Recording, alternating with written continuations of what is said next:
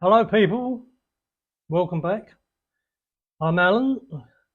Got some more news for you. It's all grim, I'm afraid.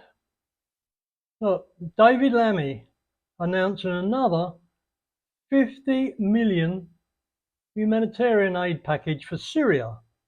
This was topped up by another 95 million. All on the taxpayer. Syria is run by a terrorist. You know that Labour funds terrorism.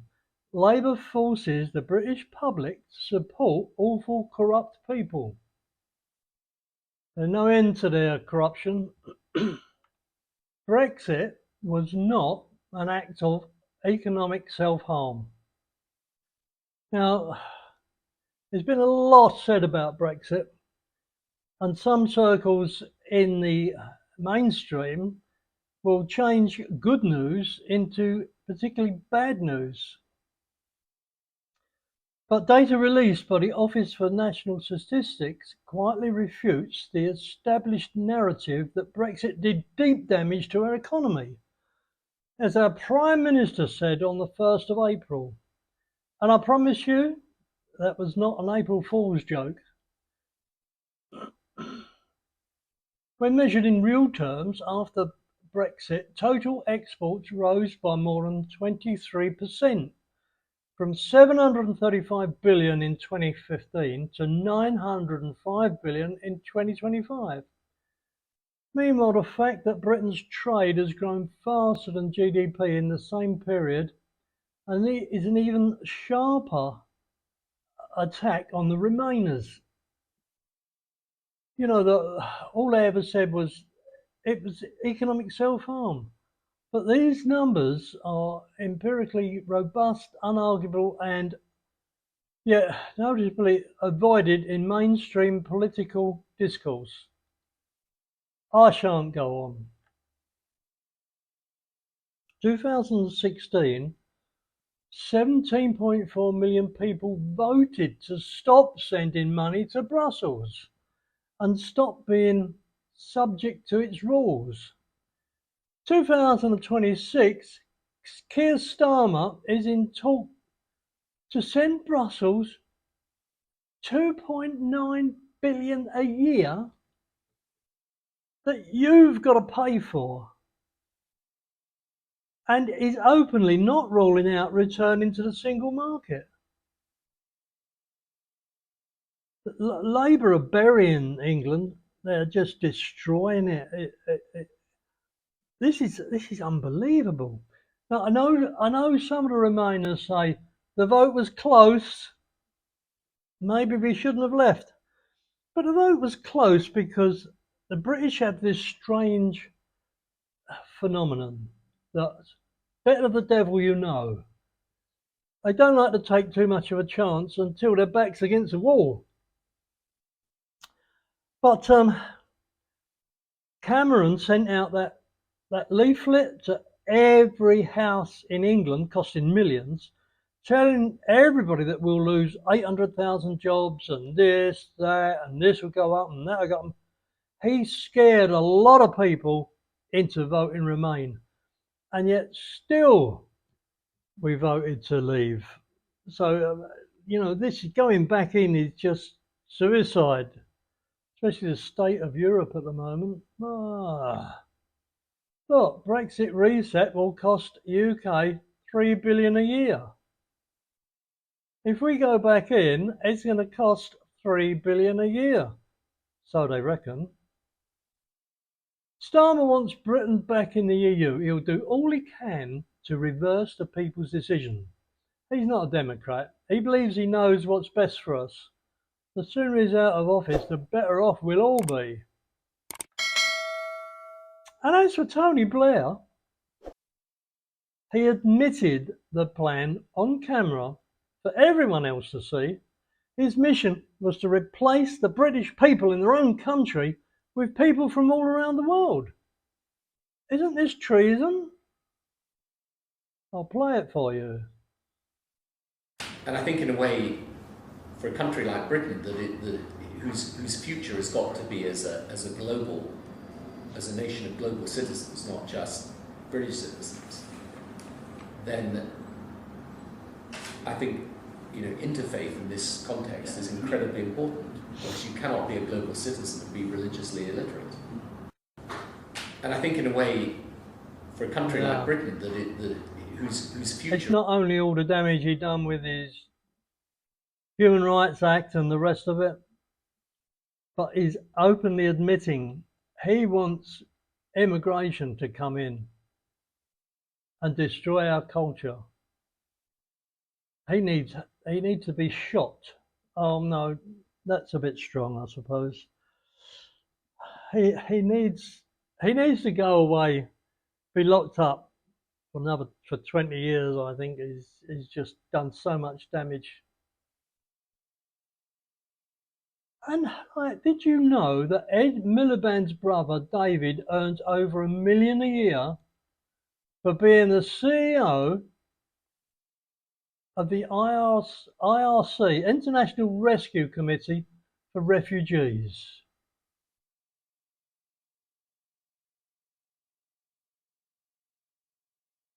And the charity is heavily funded by the British taxpayer. Yeah, read that again. 1 million a year. It's in his interest to have a refugee crisis and illegals invading the country. 1.2 million a year for helping refugees. They're all creaming off the problems of the country. They're all Ed Miliband's getting millions, and we can't do anything about it. That is not democracy. Oh, and this is Tony Blair's sister-in-law.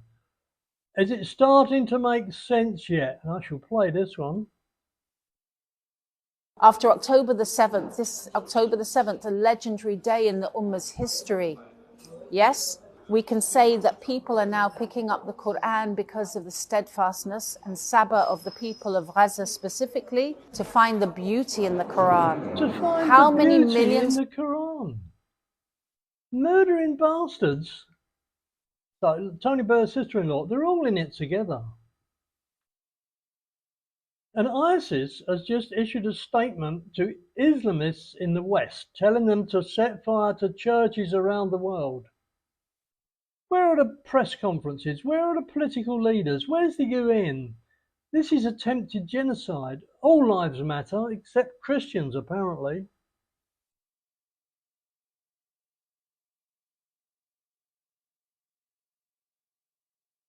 I think I've woken up in an alternative sort of universe somehow.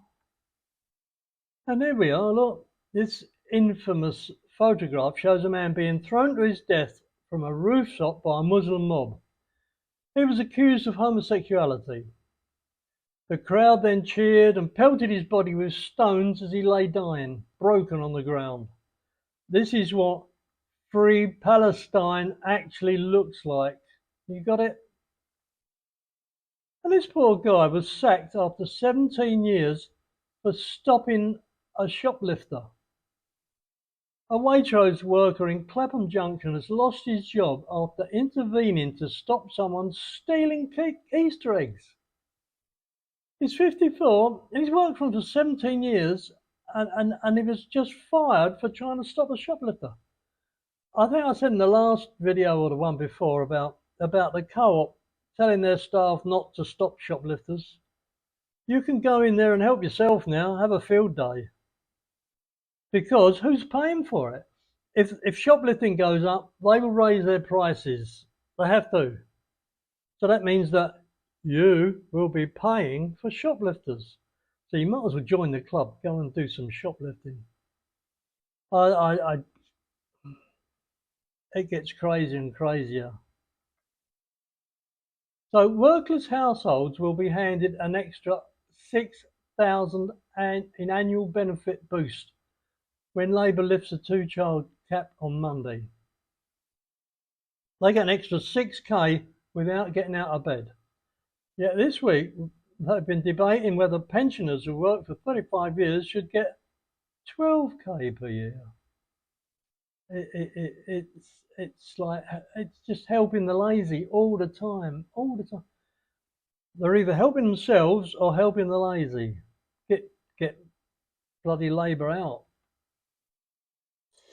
Look, Starmer, absolutely everyone hates you. You're a pathetic, useless Muslim immigrant-loving C who hates the UK white people. We are coming for you. He has to have an army of minders now everywhere he goes because everybody hates him. It's absolutely crazy. Doesn't he? Doesn't he see what's going on? He can't. He can't be unintelligent because he was a barrister and he's now prime minister. I don't know what's behind all this. It just doesn't make sense. Any sort of anybody with any common sense. And again, I've said this before. Look, King Charles won't give an Easter message to the British people. Now, I don't ever remember the Queen giving an Easter message, Christmas message. Maybe I've just missed it, but I don't know that they did give an Easter message. Maybe they're exaggerating here. Nevertheless, he hosted 360 Muslims in Windsor Castle. The Islamic call to prayer echoed through St George's Hall just last month. What is going on? Why is he encouraging it?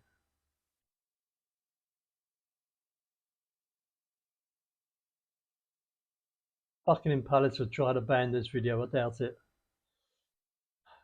King Charles attempts to lecture us to abandon Western values and Christianity for the wisdom of Islam.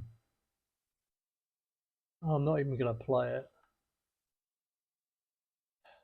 Muslims thought that Europe would eventually bow down to Islam. Then this happened. This is the only bit of good news, possibly. In a stunning vote that shocked Brussels, the European Parliament just passed a sweeping new law to accelerate mass deportations across all 27 EU countries. The vote, 389 to 26. Now, I have never seen a government or authorities voting that far apart, 389 to 26. That's unheard of. So it shows you they're waking up. Centre-right parties joined force with conservative and patriot groups to push through the toughest deportation framework in over a century. Longer detentions, stricter return rules, external deportation hubs, permanent bans for security risks. Germany is preparing to repatriate nearly 800,000 Syrians. Now, I'd say that's possibly good news. Good news for Europe, obviously. But if the English government does not follow suit, then half the Muslims in Europe are going to flood across into England before the EU deport them. They will. They're going to be. You've seen nothing yet. Historic churches keep burning down mysteriously. This is one in Canada. What's it? It was built between 1980 and 82. It stood for hundreds of years, and now it's mysteriously burning down. Who do you think is responsible for that? Especially after what ISIS had just said. Churches never burn, very rarely. Well, they do occasionally, but. Oh, look. Holy Week in Spain. This is absolutely unreal. See, there is still some support for Christianity. Now, look. I've never been that religious. I'm sort of like a take it or leave it. But I do understand that our culture was built on Christianity. You know, like the good versus evil and it's just our way of life, and Islam wants to destroy it and us.